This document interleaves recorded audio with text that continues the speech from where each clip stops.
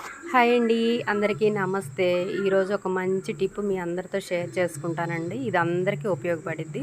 మనం పింగాణీ బొమ్మలు అలాంటివైతే సర్పేసి అట్లా కడుక్కోవడానికి ఉంటది.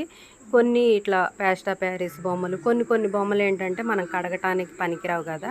వాటిని ఇట్లా చక్కగా మనం పెయింట్ ఏసే బ్రష్‌తో ఇట్లా నీట్‌గా శుభ్రం చేసుకోవచ్చండి. డిజైన్‌లో కానీ ఎక్కడ కొంచెం కూడా దుమ్ముండదు. మొత్తం నీట్‌గా క్లీన్ అయ్యిద్ది. చూడండి.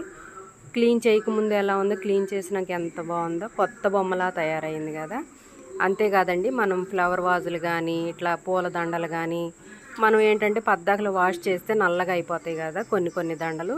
అట్లా కాకుండా ఇట్లా బ్రష్తో క్లీన్ చేసుకోవచ్చు. నా టిప్ నచ్చిందని అనుకుంటున్నానండి. నచ్చితే ప్లీజ్ లైక్ చేసి షేర్ చేయండి.